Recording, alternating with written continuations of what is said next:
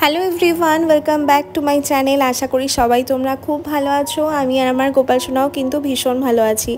আজকে চলে এসেছি হচ্ছে গোপাল সোনাকে নিতে, এবং কার জন্য এই গোপাল সোনা নেব সেটাও তোমাদের সাথে একটু পরে শেয়ার করব।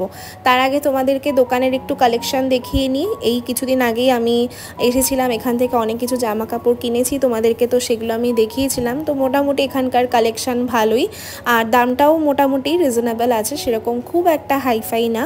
আর এখানের যে আগের দিন আমি একটা ভিডিও করে গিয়েছিলাম বা ছবি ছেড়েছিলাম গোপালের, তো সেই গোপাল দেখে আমার খুব কাছের এক দিদি, যার সাথে আমার ফেসবুক থেকেই আলাপ হয় এই 3-4 বছর আগে, ওনার ভীষণ পছন্দ হয় গোপালটা দেখে।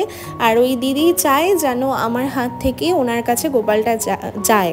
তো উনি এতটাই বেশি আমাকে ভালোবাসে। অ্যাকচুয়ালি কী বলো তো, কারোর জন্য রিস্ক নিতে না খুব একটা ভয় লাগে যে গোপাল আমার থেকে যাবে এবং যদি কিছু হয়ে যায় বা কিছু হয়, কারোর দায়িত্ব নিতে না আমার প্রচণ্ড ভয় লাগে।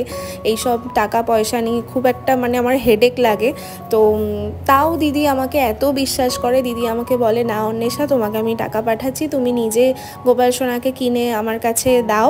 আমি উনি নিজেকে খুব কি বলবো, এতটাই আমাকে বিশ্বাস করে, তো আমার ওপরেই পুরো দায়িত্বটা দিয়ে দিয়েছিল। তো আমার একটু তো ভয় লাগছিল, ওই কারণ গোপাল সোনাকে দেব, তো কিছু যদি খারাপ হয় এটা আমারই বেশি খারাপ লাগবে। আশা করি তোমরা বুঝতেই পারছো আমি কি বলতে চাইছি। তো কারো জিনিসে নিজে দেখে নেওয়াটা একটা আলাদা, আর কারোর মাধ্যমে যাওয়াটা একটা আলাদা রকম থাকে, তো অনেকটা ভয়ও ছিল। তো যাই হোক, দিদি আমাকে এতটা বেশি বিশ্বাস করে এবং এতটাই আমাকে নিজের বোনের থেকেও বেশি ভালোবাসে, তাই জন্য আমি দিদির এই আবদারটা না রেখে পারলাম না। দিদির ভীষণই গোপাল সোনাকে পছন্দ হয়েছিল।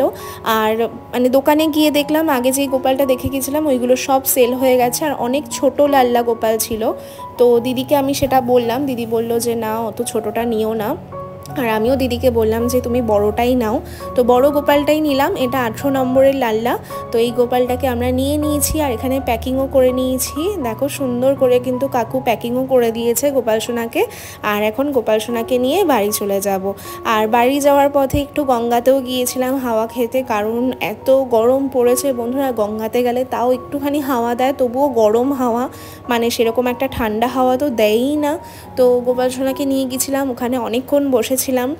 আর এই যে ফেসবুক থেকে এই কিছু কিছু মানুষকে যাদেরকে পেয়েছি কাছের, তারা আমাকে এতটা বেশি ভালোবাসে, এতটা বেশি বিশ্বাস করে, এটাতে আমার নিজেরই এত ভালো লাগে কি বলবো। তবু একটা টেনশান তো থাকেই যে এরকম একটা দায়িত্ব নেওয়া খুবই ভয় লাগে। তো যাই হোক, মানুষ যে আমাকে এত বিশ্বাস করে, এত ভালোবাসে, এটাই আমার ভীষণ ভালো লাগে।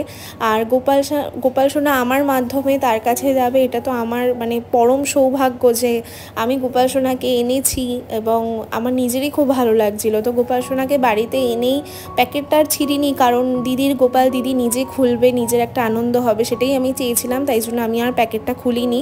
আর এই দেখো, এখানে গোপাল সোনাকে বসিয়ে দিয়েছি, আর গোপাল সোনা সবার সাথে বসে কত খুশি, দেখো কত আনন্দ করছে গোপাল সোনা সবার সাথে, আর মুখে একটা আলাদাই যেন স্মাইল করছে।